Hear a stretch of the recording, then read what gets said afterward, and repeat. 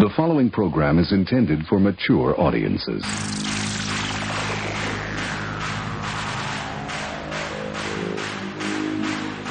TBS, America's #1 independent television network, presents the following sports exclusive.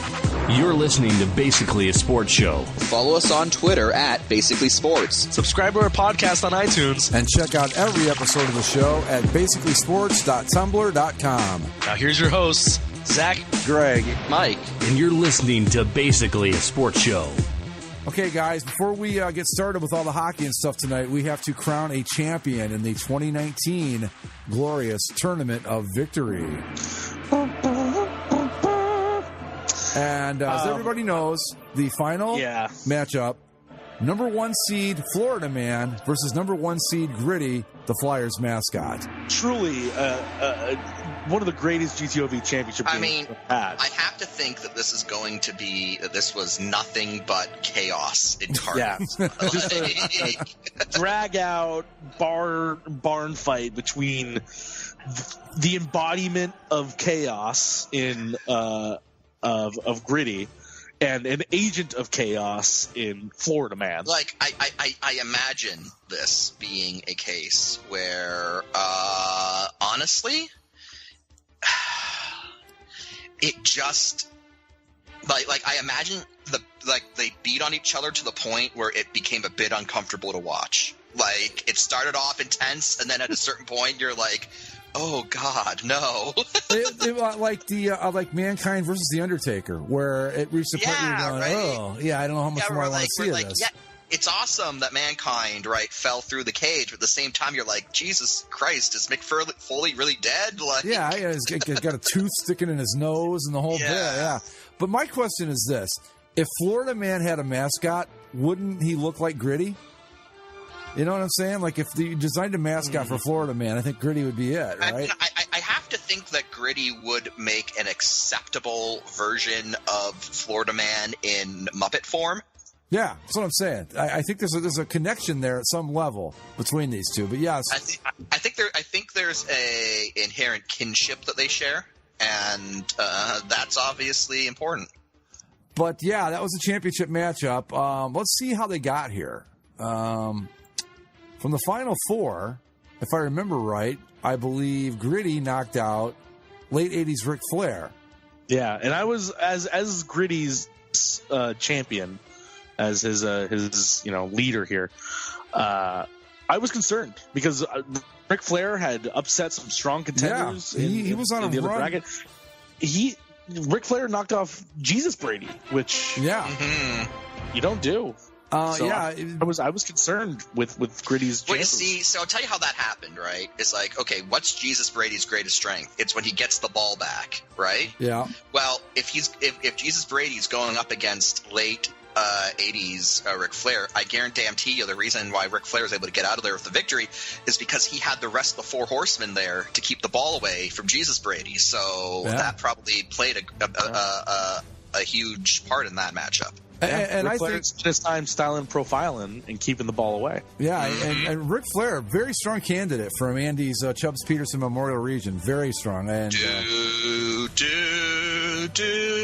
and I think one of the great all-time semifinal matchups in GTOV history had number 1 seed Florida Man taking on Tank's Meltdown and subsequent internet celebrity. Another intense matchup that I was a little concerned about.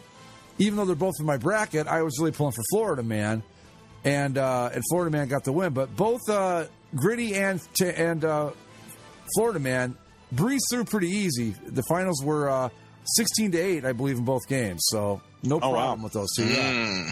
But so there you go. That was the epic championship matchup in the 2019 Glorious Tournament of Victory. All we need to do now is find out who won. So, guys, you want to any predictions or analysis you want to give before we give the final score here? This is just such a hard one to pick. Yeah. Like honestly, I imagine this went down to the wire, and it was a matter of both of them beating on each other to the point that they both collapsed, and it was honestly just a matter of who could stand up, like who could hobble to their feet. In any other year, each one of these could win the GTOV on their own. Yes. Mm-hmm. And the fact that they had to go up against each other is it's a matchup for the ages, one that we may not see, a caliber of matchup like this, ever again. Well, what do you guys think of the mixing it up like we did this year, where we did not have our brackets stay within our brackets, or I should say our entrance not stay within our brackets? I thought it worked out pretty well. It made things a little interesting because, we kind of subconsciously, when we make our brackets or our seedings, are probably thinking of, well, what would be a good matchup against this, and how do we rank these things in terms of what we want. And so to have that kind of, you have what you think is your plan, and to have that kind of tossed around and kind of put different places, it made things a little crazier. Yeah. Although, I will say it's kind of tough because I can't focus in on my own bracket and root for my guys, because it's kind of well, they don't have any rivalries with the other conferences, and you kind of split up the divisional rivalries. Well, we did have the concern that one person would have all Final Four entries, and the closest we came is I had 2. But everybody Mike had none, fortunately. Mike, how did you feel about he didn't? Lack of participation? No, honestly, this was an inherent risk in the format. And how did Mike? I thought Mike had an entry. No, I guess not. It was no. Me and Andy, and then you're 2. Let me see where Mike got knocked out. Was it Brady Christ? Was that your last best shot, Mike? I believe it was. Yeah, yes. Ric Flair took out Brady Christ, and Canuck was taken out by Florida Man. Canuck the knife-wielding crow. But I think too that cutting it down to 32 entrants, we really had a super strong field this year, really strong, because a lot of these, you look at Canuck the knife-wielding crow, I think could have won this thing under different circumstances. The most comfortable couch in existence was no match for Gritty, and we had a matchup of Sirloin versus Tank's Meltdown, another great matchup that.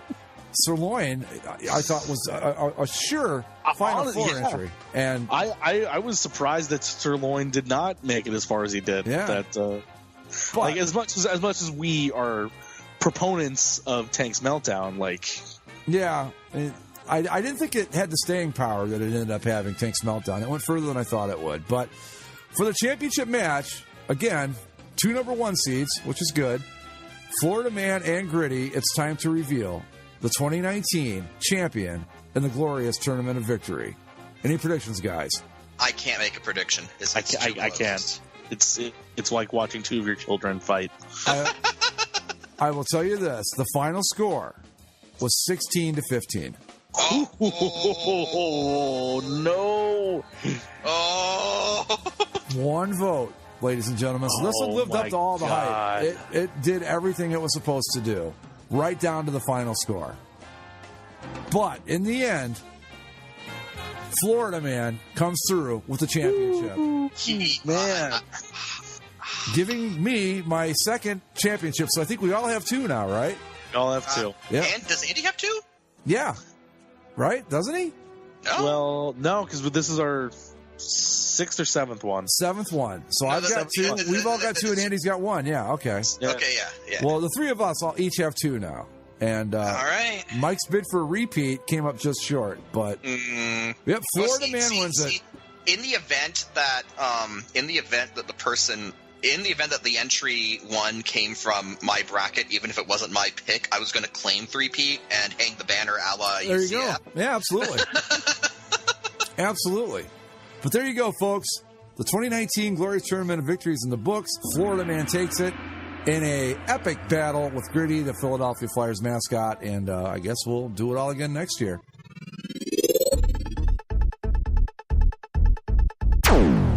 We need to get, I guess, that's NFL playoff game winner Tommy Maddox. Yeah, and of course, who did he win that game against? Wasn't it that huge comeback against the Browns? Yeah, it sure was. Yeah, it sure was.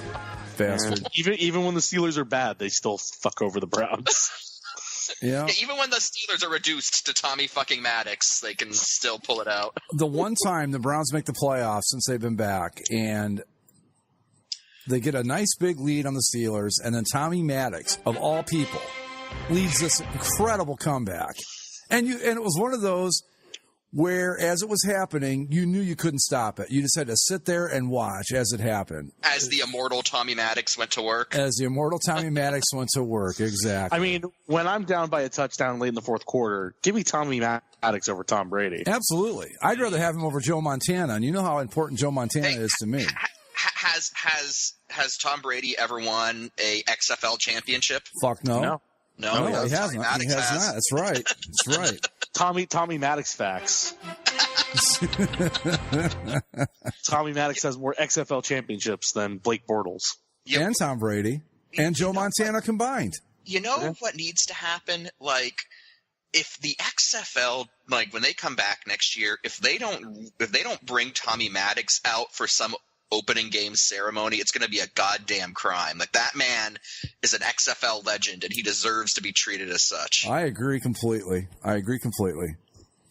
Put him for first ballot entry in the Hall of Fame. Right. In the XFL and the other league Hall of Fame, whatever the Hall of Fame that would be, they should do that. They should have a separate Hall of Fame.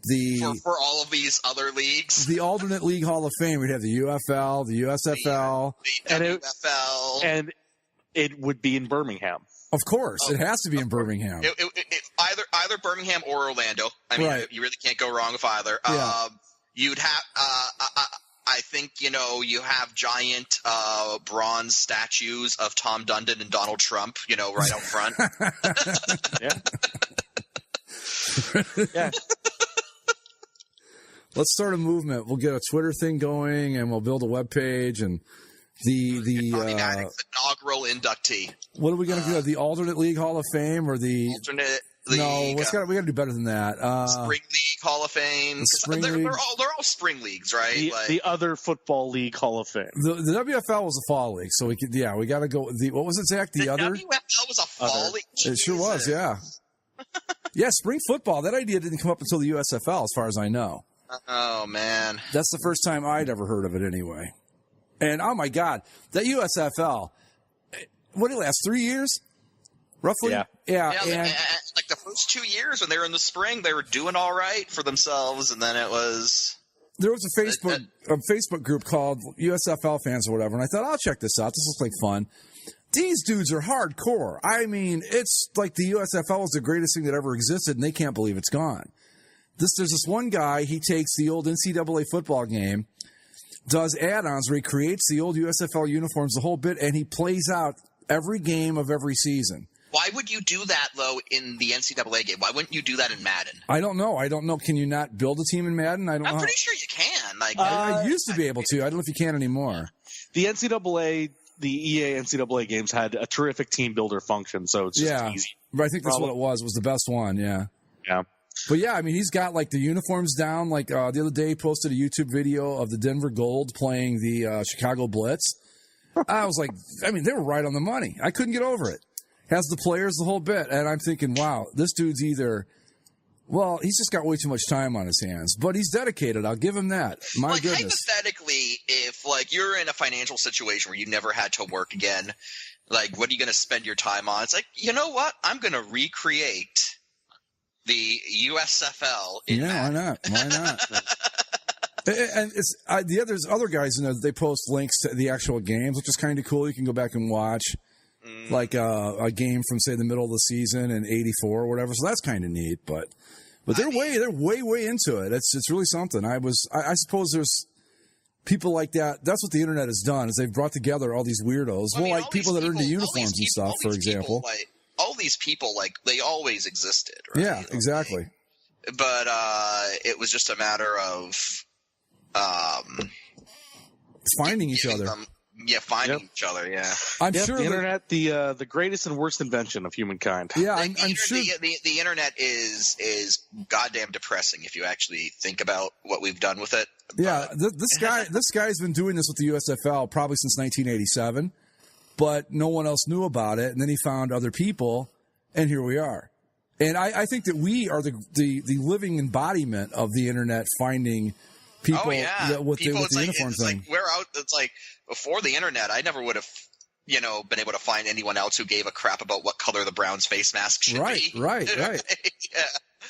Yeah, and I still. And those arguments, they get passionate. Let me tell you. and now you see it all. I mean, people, the mainstream shows talk about uniforms now. I saw Colin Cowherd, of all people, did a thing on uniforms. Oh my God. It was terrible. And that was a terrible segment. But he did it. Absolutely terrible segment. And I was watching something else the other night. Oh, it was I think on MLB Network, they were talking about the uniforms between the Astros and I forget who they were playing. Two pretty good uniforms, but like even 10 years ago, you'd have never seen that. But not only did we like bring it into the public consciousness, but I think we made it okay to make it mainstream. And I really believe that the boards played a huge role in all this. I mean, you've mentioned it before that like we are to blame whenever Nike does some stupid bullshit with their Nike speak, and it's like, no, it's because the boards, for so long, every time a new uniform would come out, we'd all be like talking about like, oh, like this reminds me of that. And then Nike was like, well, what if we just put all that into the unveiling? Yeah, but we are, I think, at least partially responsible for uniform stuff coming into the mainstream and into the public consciousness in sports. It's funny to me though when like the normies talk about it. If I can be so pretentious as to say like the normies, because it's like, I'm trying to. Yes, I'm trying to find that Coward segment because I want to bring this up. I wanted to bring it up when I saw it. But like it's a bad list. But like when we talked, but when we talked about it, right? When the NHL had that like the greatest uniform poll. Yeah. And they'd be like, Montreal Canadiens, 1931 to present. And it's like, no. Like, that's not how that works. That's not how that, like, it's like. We literally said the Sharks one they put together was like 4 different uniform sets. It's like, what? Yeah, that's the thing. Careful. If you want to wade into this pool, that's fine. But don't go to the deep end until you're ready. Yeah, like it's. And these guys were diving right into the deep end, and we were making fools out of them. It's like, let me tell you something about the Montreal Canadiens from like 1931 to present, right? The width of the sea has changed at least 5 times. They have changed the collar a few other times. They added an outline in 1954. Well, I've told you guys the story numerous times about when I went to a Browns game in '94, the 75th anniversary season, and the Cardinals wore those god-awful throwbacks that they had. And everybody kept saying the Browns don't have to do anything. And I said, well, no, actually, here's what they need to do. And I ran off a whole list. And everybody looked at me like I had 3 heads. They were like, what is wrong with you? And so they're like, the width of the stripes on the sock. Right. I'm like, the stripes are wrong. I'm like, the stripes are wrong. Okay. They wore gray face masks back then, black shoes, all this. I mean, I went through the whole list and they just looked at me like, how in the world? Why would you even know that? But anyway, did you find it? Yeah, so Coward first brought this up because I'm sure we were going to talk about this at some point. The Chargers officially made the powder blues as their home uniform. Which step in the right direction, but not the right uniform. It's also about 10 years too late. Yeah, probably. Like, if you had taken the ones that they'd originally worn in San Diego before the AFL throwbacks, basically. Yeah. I mean, you'd have to touch them up a little bit, but they were still pretty good for what they were. So he decided that he wanted, because people had long said that, these are some of the best uniforms in sports. So Colin Cowherd took it upon himself as the knowledgeable man that he is. Arbiter of all things good taste. These are Colin Cowherd's top 5 uniforms in sports history. Wait till you hear number 1, Mike. Wait till you hear number 1. Go ahead, Zach. Okay. Number 5 is the Michigan football team. I can live with that. That's a good call. That's a good choice. Okay, that's a cool helmet. Although I want to point out again, they stole it from Princeton. Princeton actually originated that helmet. See, this is what I'm talking about when it comes to the deep end. Don't start with this basic bitch bullshit. Like, right? Well, when he was describing him too, he said something to the effect of, they're blues and maize. Maize is yellow. It's like, yes, Colin, maize is yellow. Good job. We all know what the color of corn is. Number 4, the Los Angeles Lakers. And again, this is a thing, right? Kind of like he was talking about with the NHL list. Yeah, he was talking about the golds, but when they were showing the highlights, he's like, these are the same uniforms that Magic and Shaq and Kobe. Except they weren't. Except they're not, Colin. They're not. He showed, and the thing that killed me is he showed, I think, 3 different jerseys. They were all completely different. Yeah. There's showed the Showtime there's jersey. the Showtime Lakers. There's the Kobe Lakers. Right. The LeBron Lakers. Yes. Yeah, I know. And he tried to, but they're all the same thing. Because again, as you said, extended the side panels. to the normal, like I remember when the Lakers put up this new jersey, I showed it to my girlfriend, and she's like, "What's different?" And I'm like, "No, you don't understand. Like, there's big, like these are big changes, but they're not. But they are. You're the only one's going to notice this. Like, it's not true.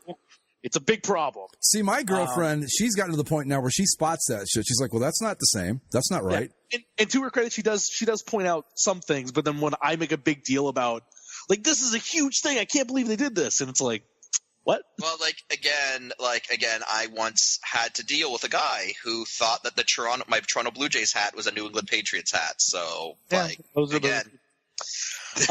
Number 3, the Yankees home uniforms. Again, solid choice. Yeah, you can't argue with that. I mean, you can, and I would, but I get it. He says he hates the road grays, but here's an unpopular opinion. I know that on the boards there's it seems to be the popular opinion that the Yankees should remove the white from the road grays. I disagree with that. I disagree. I think the white works on the Yankees home grays. I do too. It's perfect. I think it's perfectly fine. The navy blue, when it's just the navy blue on the gray, I get the old schoolness of it, but it doesn't look. No, it doesn't look good at all. It doesn't pop. It doesn't look right. His number 2 was the Dallas Cowboys home uniforms. Again, the white with the match the blues and the silvers. I right, think would be much better. But he doesn't know that. He even brought up. He goes like he's like the blue and the white and the silver work, and it's like which blue are you talking about? Which silver are you talking about, Colin? Come on now. The styrofoam silver, gray, green pants. Yeah, the seafoam green. Are you talking about which one? So yeah, but number 1, go ahead, Zach. This was beautiful. So again, Mike, we have college football, an NBA, an MLB, and an NFL team. Do you think the Canadiens or the Blackhawks could sneak in there? Probably not. No, but it is a red jersey of sort. Colin Cowherd's number 1 uniform in sports history, Tiger Woods Sunday red with black pants combo. That's not a uniform. No, it's a shirt. It's a shirt and a pair of pants. Choice. That is a polo shirt worn with pants. Right. It's an outfit. It's. But he includes the black hat, the red shirt, and the black pants. Congratulations, Tiger Woods wore a hat that day. Okay. Because he wears it on Sunday. So okay, I get it. I mean, it's what he does. It's a tradition, but come on, that's not a uniform. That is goddamn. That's awful. But you see, this is what happens when you let the normies into the deep end of the pool. They make themselves look like fools. Yeah. I forget he did 5 worst too, right? He did the 5 worst. And again, okay. And let's just do it. His number 5 worst uniform in sports history, the Steelers Bumblebee jerseys. Yeah. That's bad. They're bad, but they're pretty bad, but I give them a pass because they're from that really old timey era of football. So I don't know. I mean they were of their time. I don't particularly care for them, but I don't know if I'd call them the worst uniform ever. His number 4 worst uniform is the Jaguars Color Rush uniforms. All gold. That's tough to argue with that. Okay, that's actually that's into the conversation for sure. Yep. And again, the host he was working with, she's like, "Oh yeah, I hate all the Jaguars uniforms." Probably doesn't even know that they changed uniforms. Right. Number 3 is the Tequila Sunrise Astros, which again, when he showed the clips, it was multiple versions of the Tequila Sunrise Astros. Well, actually, one of the clips he showed weren't Tequila Sunrise. Those were the ones with the white ones with just the rainbow striping on the sleeves. On the shoulders. On the shoulders, yeah. That was it, yeah. Number 2 is the Chicago White Sox shorts. Yeah, well, tough to argue that one. But the number 1, this is when I have a real problem with this, and not because of what he chose, but what he said afterwards. So go ahead. The number 1 choice for his worst uniform in sports history of all the bad things, terrible things we've ever seen in sports history, the original Tampa Bay Buccaneers, the creamsicles. Really? Yes. But get this. He says, okay, those are his least favorite because I forget what his reasoning was. It was he covered one of those were one of the first teams he covered, and they were so terrible, and also they looked ridiculous, and he took out all this outside like feeling about what they looked like and his like time covering the team or whatever. And then he said, and then they switched to pewter, which I liked. And then he goes, I really like what they're wearing now, which basically, here's what happened. I think he thinks what they wear today is the same thing as what they wore when they switched from the creamsicles, which, as we all know, are two entirely different uniform sets. Yeah. Point being, stay out of the deep end of the pool, normies. You're not ready yet. You're just not ready. I am in a most unusual position. I'm sitting here waiting for the second round of the playoffs to begin because my Columbus Blue Jackets are in the second round of the playoffs. Your team's not playing, but it's not because they're eliminated. Right. They're just waiting. Have you taken Zach's advice and reached out to the San Jose Sharks and Nashville Predators for a playoff participation banner? Yeah, where's my second round playoff participant banner? Yeah. I know. Usually at this time of year, I after the last game, I take the sad walk upstairs with my jersey and I hang it up and cover it back up in the closet, and it's on until next year. And this year, they're both still out and still in the rotation, so that's kind of nice. But I guess we got to talk a little bit about this. I don't know if calling it an historic upset is overstating it or not, but it's pretty big. It's historic, and I dare say it is the most. It's got to be one of the greatest upsets / collapses in NHL history. Only time the President's Trophy winner has been eliminated in a sweep. The only time that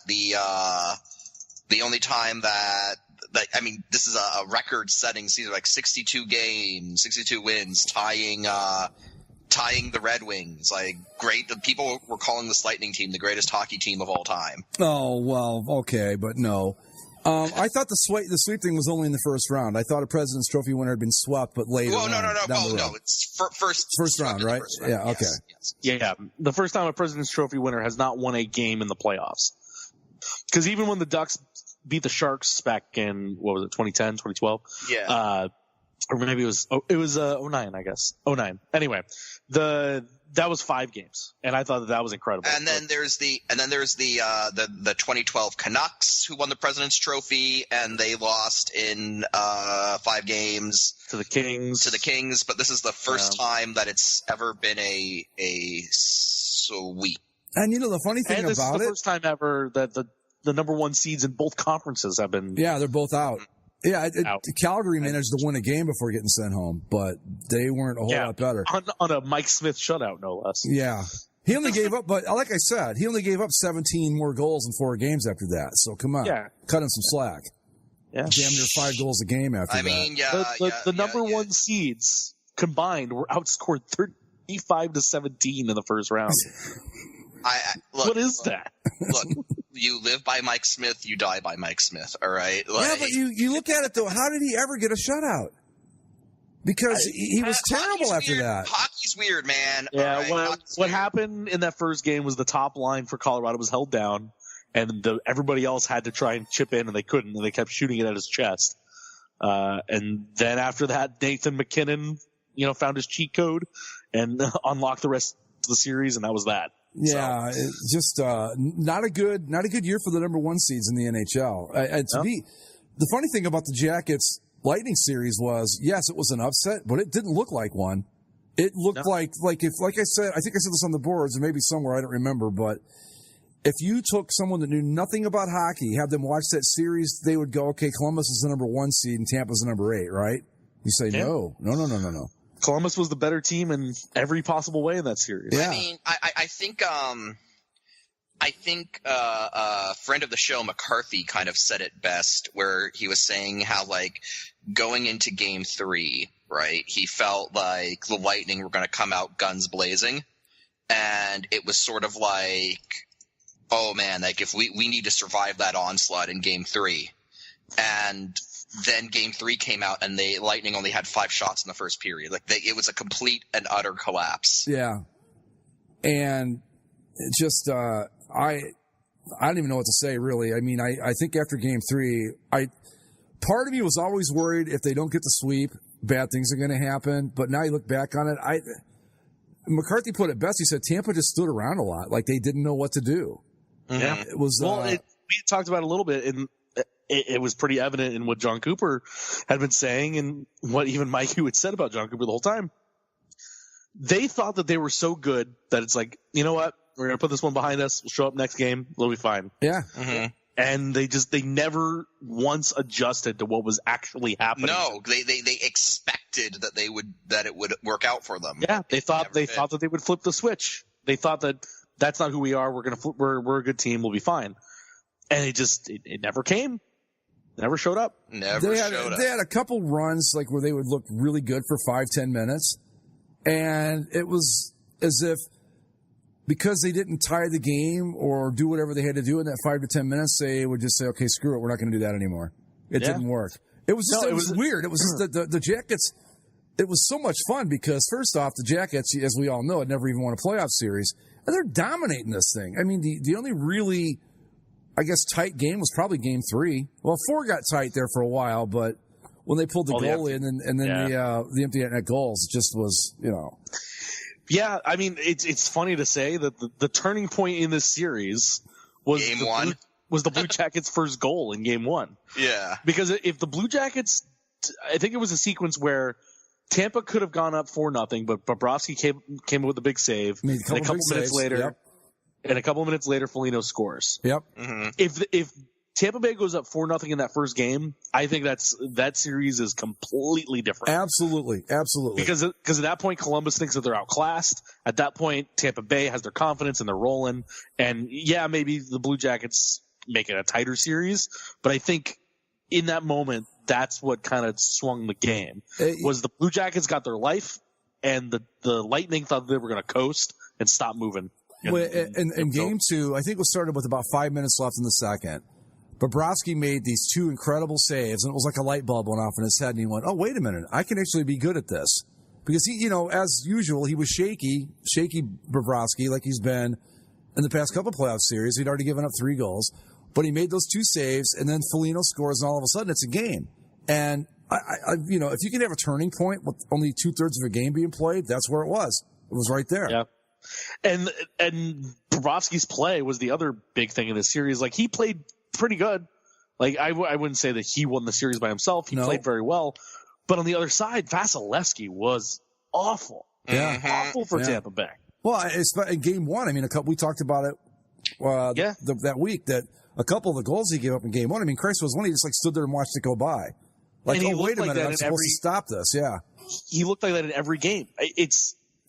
I think there's a book on Vasilevsky now, because even in Game 3 and 4, he was still doing the same thing, where when he goes across the net, he gets so low because he's trying to cover as much of the bottom as he can, and the Blue Jackets just kept shooting high. Yeah, like if you can do it, do it. I mean, it's not. I mean, trust me, being on skating at the speed they do, and trying to shoot things top shelf in the fast manner that they do is not easy. Well, yeah, we're making it sound a lot easier than it is, but yeah. But if you could do it, you can light that guy up, and they did. Yeah. What I found, like I said, I would say, and again, I'm perhaps taking a bit more joy in this than I would otherwise, because I've had to deal with arrogant Lightning fans this entire season, who I've been saying all year, you guys collapsed against the Capitals last year, like. Cooper's a problem. You're going to have to deal with this. You're going to have playoff issues. You're not going to be able to do this in playoffs. And I've had people saying they're dominating. Of course, I had one guy tell me before the playoffs, a few weeks before the end of the regular season, he's like, there's nobody in the playoffs there's nobody in the East who can beat Tampa. Oh, well. And it's like wop wop, but at the end of the day, so I've had to deal with a lot of this, and so I'm enjoying that. But the other thing about it, right, is that, I mean, again, this is an epic playoff collapse. Never before has the President's Trophy been swept in the first round. Not only is it a President's Trophy season, but it's a 62 win. It is a record. Not setting, but tying year. Record setting in terms of points. They've had more regular season points than anyone else. So, there's that. And you look at what happened, and I think we touched on it, that I think this team and John Cooper all felt like, oh, we'll just turn it on. Like, we can turn it on, right? And the difference, of course, is that when the Blackhawks used to be able to do that during their dynastic run on top, they made it happen. The Lightning expected it to happen. That's one big problem. We've got the fact that, okay, Steven Stamkos decided to sign with Tampa again instead of go to Toronto because he's like a lot of these other guys, like, oh, the pressure of going back home and playing in Toronto is too much. Like, if Steven Stamkos can't fathom the idea of being recognized in a Toronto area grocery store without pissing himself, then how do you expect him to have the mental fortitude needed to lead your team? And I think it showed because he had one goal the entire series? One goal in Game 4. Yeah, good. Thank you for finally showing up. Yeah, he was pointless through the first 3 games. Kucherov, he was suspended for one of them, but still he only collected 2 assists in the series, both in Game 4. Mm-hmm. Just not good. No, I think a lot of this, the execution is always part of the problem, but we talked about it. You've hit on it plenty, Mike. John Cooper, somehow, this is kind of just baffling to everybody in the hockey media, in the hockey fandom that I've seen, to have John Cooper completely outcoached by John Tortorella. Yeah, like John Tortorella, not exactly the chess master. No, but right? he coached circles around this guy. Yeah, he did. For urinating Treese, Cooper got tactically raw dogged by John Tortorella. Like, yeah. It's still so strange, but it's the difference of a team that was fighting for its life for months, was overlooked, was counted out, versus a team that thought that they were going to coast and never adjusted when they got punched in the mouth. I mean, this is the case. That's what happens. This is the case where, like, just some choice quotes. I mean, we talked about, I think last week we talked about Cooper and his 5-alarm fire. Yeah. 5-alarm, and I don't know, just that, the uninspired play. You had, like, Hedman going, oh, well, we know you guys choke away two game leads. There's that. Like, so much about this team. And Cooper's not getting fired. They're keeping him. Well, they signed him to an extension. And I think the thing that's tough is we've gone through this with so many teams in the past, but, like, you put together literally the best team and best season that you could possibly put together, mm-hmm. and it didn't matter. So, like, what are you supposed to do? Right. Like, you did everything you possibly could to make this team as good as it was, and you want to make them better than a record-setting team? I don't know. I don't know what you're supposed to do. Going back to Stamkos for a second on that particular instance, wouldn't it? I mean, I'm just throwing stuff at the wall here to see what sticks, but it seems to me that with this guy's performance over the past couple of seasons in the playoffs, wouldn't he be better served, excuse me, to maybe, like, I don't know if you can trade him, get somebody that's a little more gritty in there that put that captaincy on them and kind of. I think we've seen from Steven Stamkos, and I mean, this is not the first time this has happened. I think someone said it in the CCSLC thread that, like, that Stamkos vanishing in the playoffs has always sort of been the elephant in the room as far as Tampa goes, but this year it was really apparent. Yeah. So it's almost a case of, like, is he sort of a Phil Kessel sort where, like, when Phil was brought into Toronto to be the guy, it didn't work for him. Like, he didn't handle it well. It wasn't working. But, you know, he goes to Pittsburgh. He wins 2 cups because he has to have to be the guy. He's a good guy. He's a good guy. He's a good complimentary player who works alongside as, like, Crosby and Malkin carry the load, right? Yeah. But I don't know, because he's been their go-to guy for so long in the regular season, at least. Mm-hmm. I mean, I don't know. I think to point the finger at any one guy, I think is on the roster, at least, is probably not the way to go, just because it was such a team-wide meltdown. Right, but my point is that maybe, okay, yeah, you've got plenty of firepower and all that. You know, they've showed they were an offensive machine throughout the season. Maybe you sacrifice a little bit of that to get guys in there that are a little more, I'm trying to think of a good example of a player that, that's going to give put a little more fire in their belly as opposed to just whatever happened in this series. Because this was a team that not only were they getting their asses handed to them, but they didn't even seem to care that it was happening. Except for Victor Hedman for 5 minutes, and he just made himself look like a fool. I mean, then there's what I shared in the group text, which you said, Zach, is a specifically you problem for John Cooper. Cooper replied in the post game press conference of Game 4. It's hard to amp it up after historic regular season, and it's like that's what your job is, man. Yeah, and he also called it the President's Cup, which sounded like a Freudian slip. Sounds like something you went for one in a yacht race. He compared their team to the Washington Capitals, saying like, well, the Capitals won it after everyone had given up hope, so there's still hope. Well, that's the thing too that you got to wonder about. Yeah, yeah, that's what you tell yourself when you keep failing. That it'll happen eventually. That's right. What the Sharks are saying to themselves, and we all say, yeah, probably at some point. And it still hasn't happened for San Jose. It still hasn't happened for St. Louis. So what the hell makes you think that you're going to do it? Because the Capitals did it once. Well, that's the thing. It's like Alexander Capitals also had Barry Trotz, who has proven himself to be kind of a better coach than maybe even you, John Cooper. I think particularly you, John Cooper, would be the way I would put it. But yeah. I mean, it's great. I also loved, and I shared this with you guys.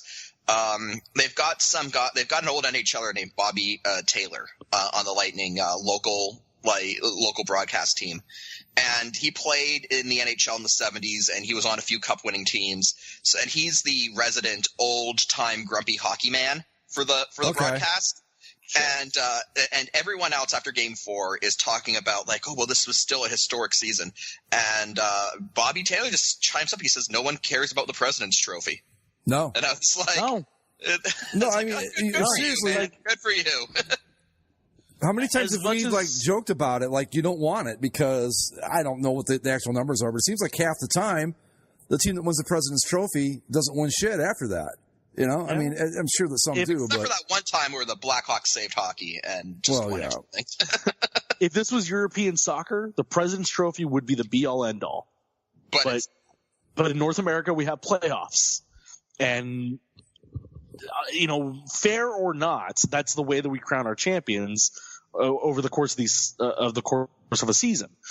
So you always want to be your best. It's kind of hard to tell a team that did as well as it did to like tone it back a little bit, but we've gone through this several times. Hell, I had to do it with my Ducks, where it was like we were good. I don't know what the hell to say. We made it to such and such a spot. I don't know what to do.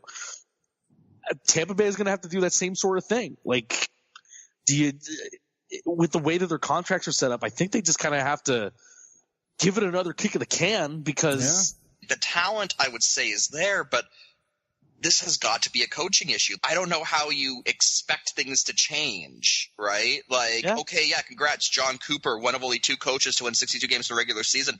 Yeah, you know who the other coach in that list is? Scotty Bowman. Scotty Bowman has like 20 Stanley Cups, right? Yeah, when the Red Wings didn't win that year, it wasn't like, oh, Scotty Bowman's terrible. It was, oh, well, bad luck. Go get him next year. What'd they do the next year? They won the Stanley Cup the next 2 years. Yeah. We talked about it 2 years ago with the Capitals. So we were in the same exact spot. What do you do? I mean, they're too good. You can't just say, okay, we're going to hit the reset button. Looking back, we can say the difference between those Caps teams and this Tampa team is that the Caps had Barry Trotz behind the bench, who is a pretty damn good hockey coach, and the Lightning have John Cooper, who does not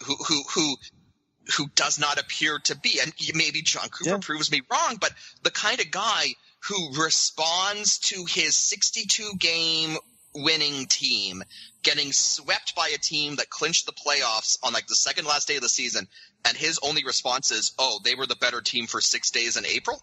Get fucked, John Cooper. You don't know what the hell you're talking about. Yeah, they were the better team for the 6 most important days of your season. Yeah. Not just a little bit better. I mean, significantly better. Like, they got their asses kicked. There's no 2 ways about it. maybe you don't want to pull the trigger right now because then it's so obviously a reactionary panic type move. But maybe you wait. Isn't this the sort of thing, like, if you're not going to panic after? Well, right, no, but here's the point, though. The point is this: is that you can fire him today, or you can wait until July and do it, and you're going to get the same result. He's still gone. Maybe he doesn't draw near as much attention in July as it does right now. They're keeping him. DeBrisebois, the new GM. He was like, I gave John Cooper that extension before the playoffs because I wanted to make it clear to him that his job was not dependent on playoff success. Well, that's a good thing then. So GMs. Wait, what? Yeah, basically, he wanted to send the message to John Cooper that, whatever happens in the playoffs, we still believe in you. Oh, good. Don't bother ever winning the cup. Your job's fine. Just do what I always say to do. Then, if you're going to go that route, just after you win the President's Trophy, just call it a season and go home. Be done. Games, yeah, that's cool. We forfeit. We're done, and everybody's cool with that. And that's what we'll do. No problem.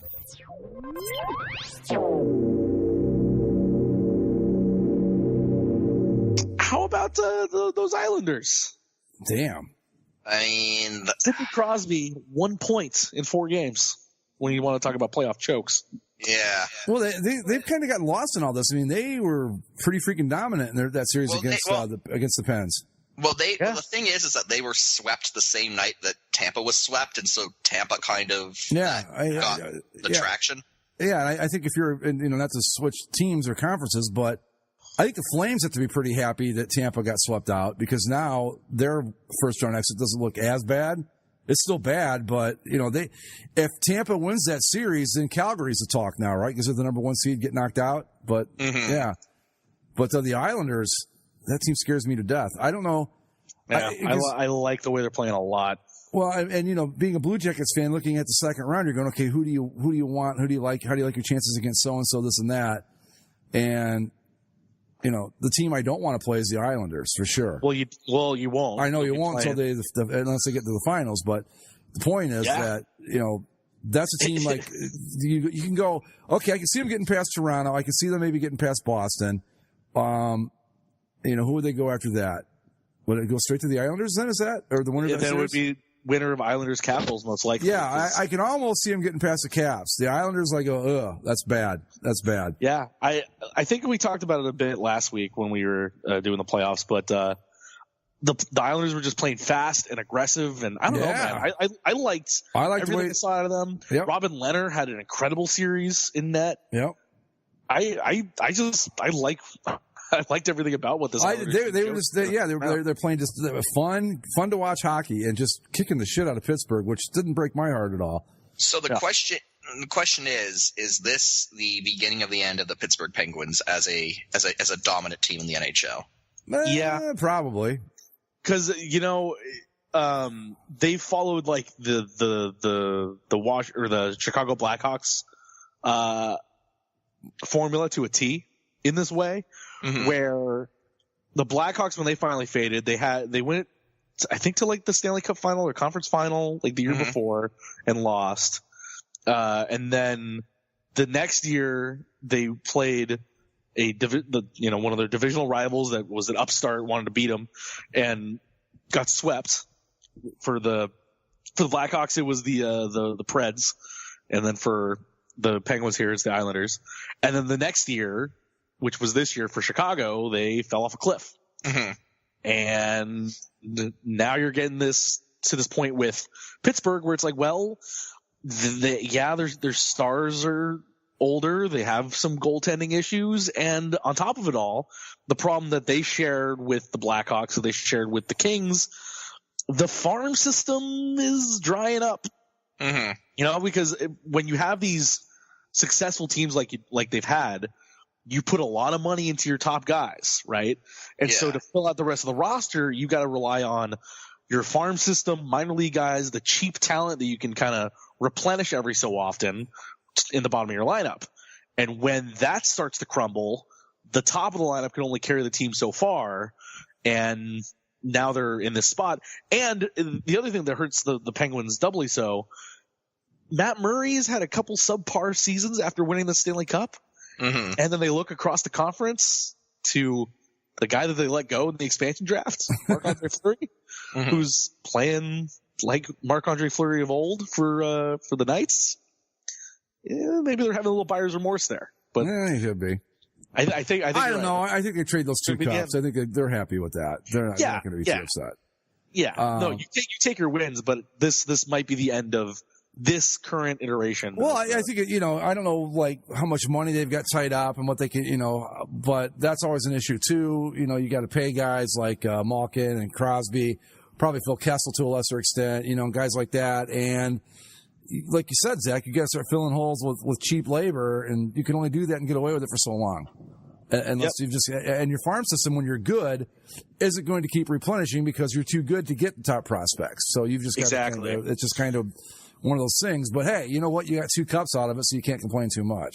Right. And like the Blackhawks wouldn't trade their cups, the Kings probably wouldn't trade their cups, but you pay for it on the back end. You sure do. These things we see it in football, I see it in baseball, everywhere. Yeah. Unless you're the Patriots. Unless you're the Patriots, and unless for the longest time, unless you were the Detroit Red Wings, they were the only team that was as successful as any of these other teams that we mentioned, but they were able to keep it up for a while. And even then, it took some time, but even then, they finally had to get their comeuppance too. Where they go down to the bottom, but now that they got Steve Yzerman. These are the Red Wings that I grew up with, the ones that we see now. This is the team that I'm used to, the one that doesn't make the playoffs. It's just funny. We'll see how long that lasts. I mean, like, I don't know, this Yzerman thing. Yeah, they'll be back in our cross soon enough. Well, I don't have the problem with the Red Wings that you guys do, but when they dreaded all the Western Conference travel they had to do, they met up with the Ducks more than a few times. Don't get me started on that. I know that they're in the East now, but they should be in the West. That just feels right to me. But anyway, if my Jackets were out West, I'm printing tickets for the finals, man. I'm ready to go. Yeah, this West is bad, man. Like, so Calgary goes down to, I think we talked about it a little bit. Teams that were kind of mirror images of each other, where we're so reliant on the top line, and it was just a matter of who could shut down the other one and what the rest of the lineup was going to do, and that worked for about 2 games. But when Nathan McKinnon finally broke through with that overtime winner in Game 2, that's when the series kind of ended, because they went back to Colorado and the Avalanche just tore through Calgary and just never looked back. Mike Smith became Mike Smith. Actually, I mean, to be fair, Mike Smith was probably Calgary's best player in this series. Oh, which exactly tells you where they were overall. But what's his name? Sean Monahan. Is he like suffering from Steven Stamkos disease? Because you don't hear a lot about him in the playoffs either. Oh, he was gone. Johnny Gaudreau disappeared. Yeah. Bo Bennett went away. Matthew Tkachuk was unheard of. Yeah, they had that one good game. They had Game 1 where they had the shutout and they had some guys score and it was great. And then it all went away because you got this low-scoring tight Game 2, overtime winner, and then the Avalanche just exploded, and here they are. And then the Avalanche got some nice play from their goaltender, Philip Grubauer, who was the Capitals' backup last year. So just I don't know if I could name a single Colorado Avalanche player. I really don't think I could. Have you heard of Nathan McKinnon? Yeah, I have heard. Yeah, him. Yeah. Okay. Well, there you go. I should say outside of him. Gabriel Landeskog? Like Alex Tangay doesn't play for them anymore, I'm sure. And Joe Sakic's long gone. Joe Sakic is the VP of hockey ops. Peter Forsberg no longer there. Or is he the GM? I can't remember what Sakic is. No, Sakic's not the GM. There's a guy that is the GM, but he doesn't actually GM because Sakic does it. Sakic he's basically a puppet for Sakic. Yeah, he's the president of hockey operations. Anyway, yeah, I don't know much about the Avalanche, but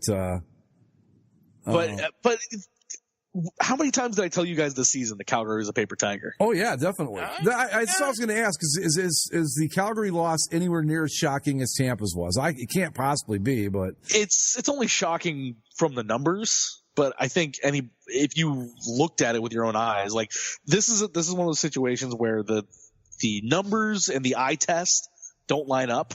Yeah, like you can spit your numbers at me all you want. Yeah, these guys are all great. No, their top line's so fantastic and this and that and whatever. And they won this many games. I don't care.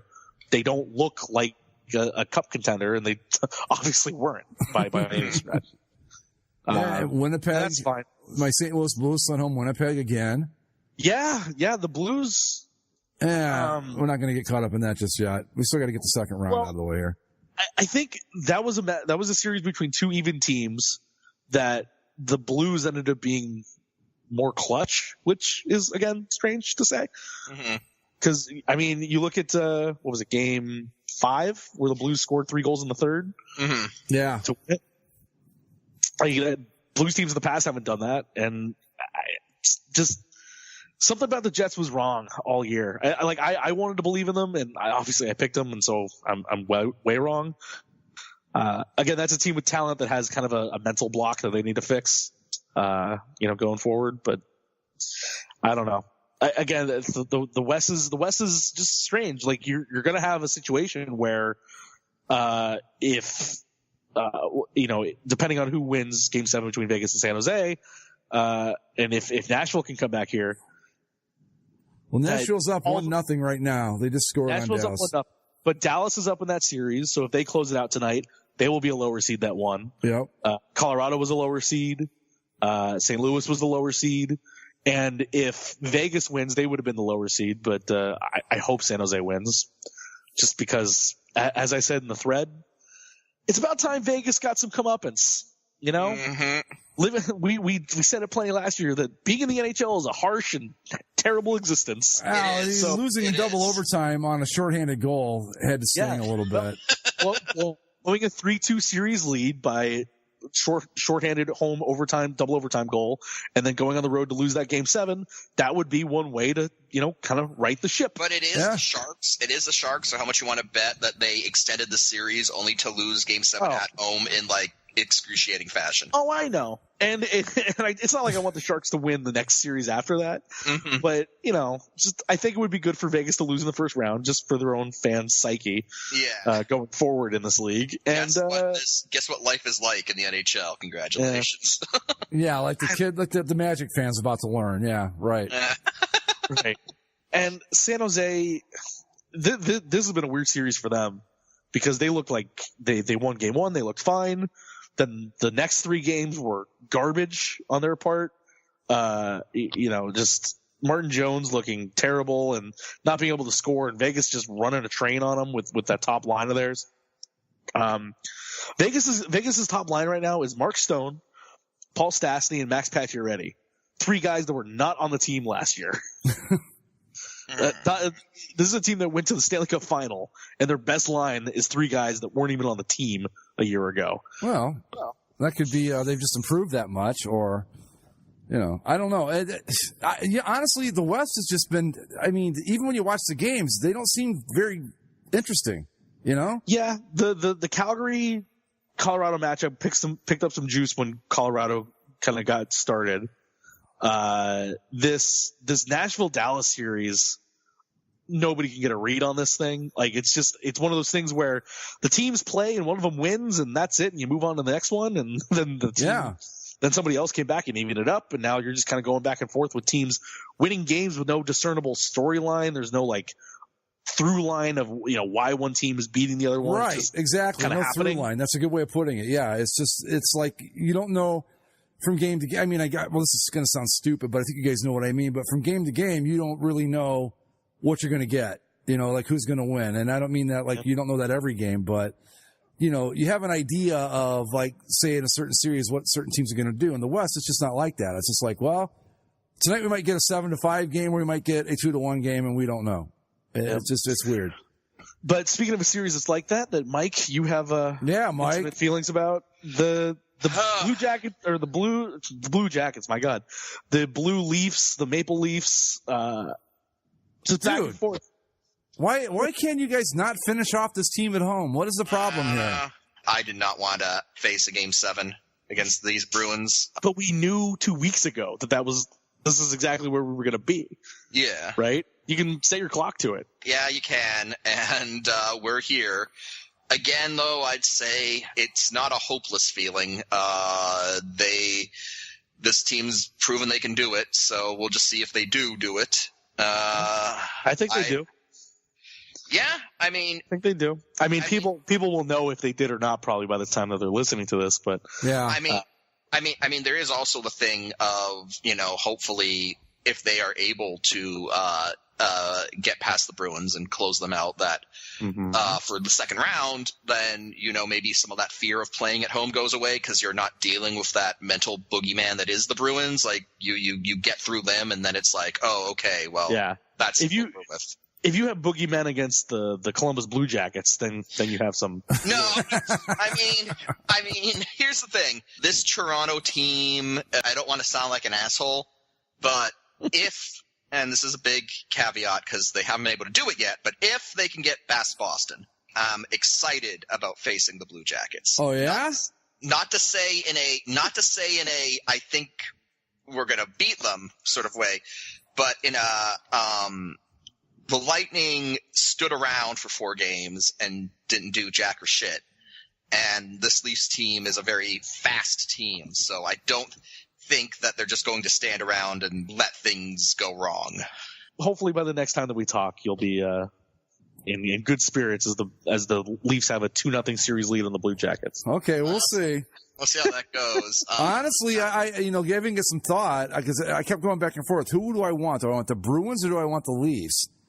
And I thought the Bruins are, they're pretty physical, and that's going to turn into like a grind it out, slow it down series, and I guess that's fine, but the Maple Leafs play a little more like in the style of the Lightning, and we saw what the Jackets did to that. So I'm like, bring on the Leafs. There's this Magic fan kid in that thread. Am I just gonna have to go in there and just spam Wheeler North at him? No. What he did was he was so excited that they made the playoffs in the first place. Oh. It was like he was like overly excited to be the 7th seed in the East. It's like, all right, dude. 7th seed in the East. Is he 13 or something? He says that basically he's never seen the Magic be good. It's like, well, they were good not too long ago, right? Yeah, like Dwight Howard, he was talking about, I wasn't old enough during the Dwight Howard years, and I saw that, I was like, well, he is young, isn't he? What is happening to me? Yeah, where Dwight Howard is considered before my time, right? Magic legend, longtime great, Dwight Howard. And then, they stole one of the games against Toronto. It was just like, oh my God, this is so amazing! Wow, they're gonna do an upset. Man. And then the very next game, the Raptors crushed them, and then it went from literally a post in all caps to a post of, oh damn, maybe they're just better than us. It's like, yeah. The second-ranked team in the conference is better than the 7th-ranked team in the conference. Sounds to me like he's new to a lot of this NBA stuff. It's like kid, let me break down the NBA for you. If you're not let me tell you a story. If you're not the 1st or 2nd seed in your conference, you're pretty much stuff. Yeah, absolutely. I know pretty much about it. I have not watched a single.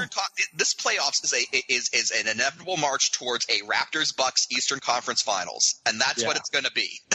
I know. There are some the Portland Oklahoma City series has been entertaining from a Russell Westbrook versus Damian Lillard perspective, but no, that's the thing. It's these 2 stars dueling it out. It's cool, but I can't. Because it doesn't what's matter. Going to happen? One of them's going to have to play the Warriors eventually, and that's going to end. I just understand if people can get excited by this. I mean, we probably, I don't remember what we said back at the start of the season, but I'm sure whatever it was is happening right now. Look, it's just not. There isn't going to be. No one is going to come in as the number 8 seed and knock off the Warriors like the Jackets did to the Lightning, or the Avalanche did to the Flames. It's not going to happen.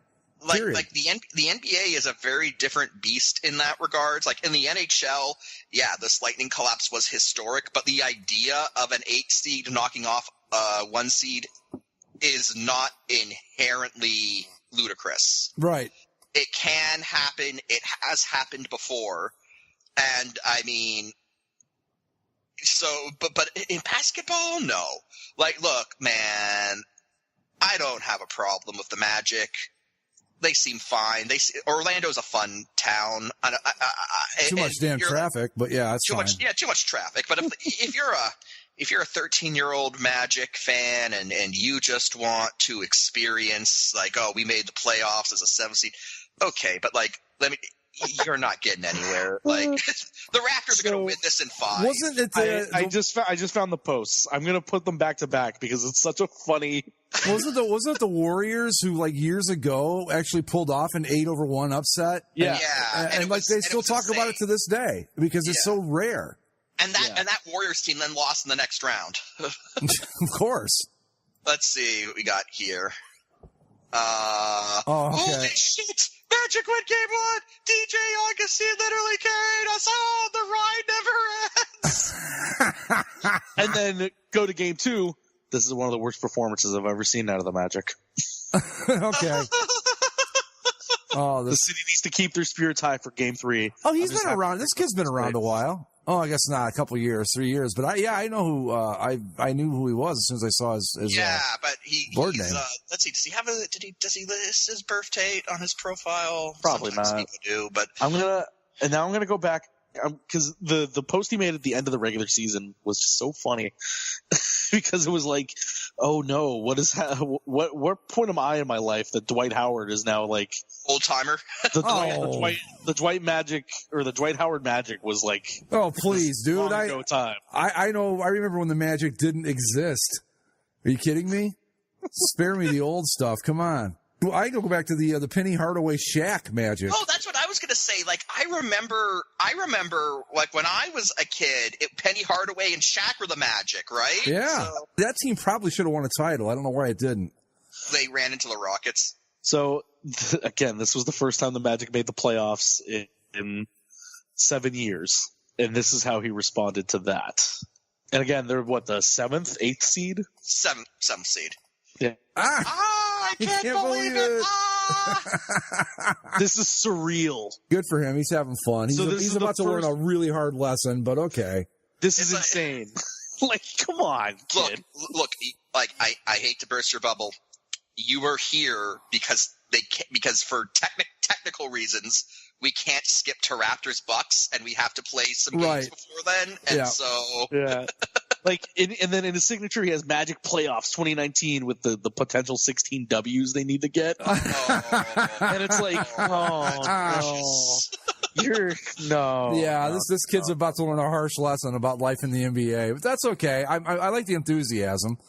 Yeah, but it's going to be sad in like a few years once he figures it out and he's just as embittered about the NBA as the rest of us. It's like, it doesn't fucking matter, does it?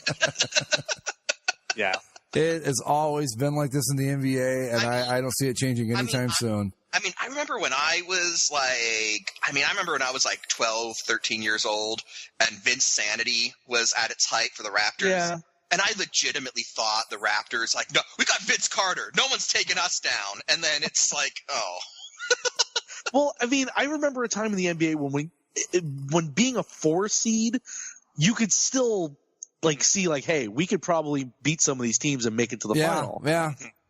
But now, like you said, if you're not a 1 or a 2, it doesn't matter. Mm-hmm. But even during the Kobe Shaq years of the 90s, like if you were a 4 or even a 5 seed, like you could have been a dangerous team, but not anymore. Not anymore. No, 1 or 2, and that's it. I think even a 2 seed, your odds aren't the greatest. They're better than most, but still. I will say that dude from Milwaukee, Giannis, how do you say his last name? Antetokounmpo. Did you see that play where he basically dribbled once at the other foul line and dunked? Yeah, he dunked from the free throw line. Yeah. He took one step, bounced the ball once, took 2 steps and dunked from the free throw line. I'm like, that's pretty good. This guy can play.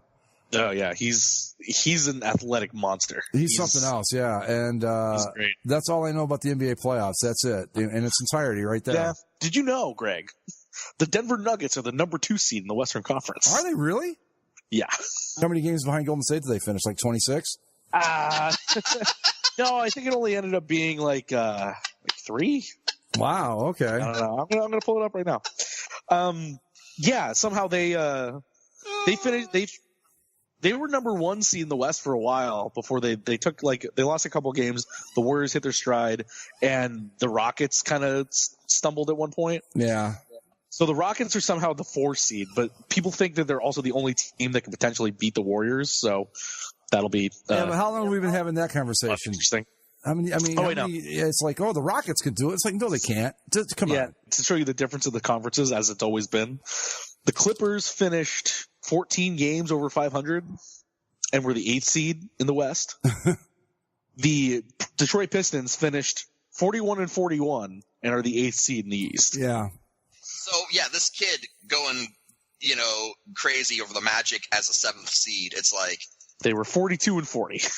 It's like you do realize that due to conference imbalance, this Orlando team isn't even good. If he's this invested, he's got some real heartbreak coming up. In the next couple of games here. And that's going to be the Raptors are up 3-1 already. Yeah, so it won't take long. All right, folks, on that note, we are going to call it a night. You can follow us on Twitter at Basically Sports. Subscribe to the show via iTunes, Stitcher, Spreaker, and YouTube. And as always, thanks for listening. We will see you all next time. Later. Go Leafs, go. Go Leafs, go. Yeah, go Leafs. Why not?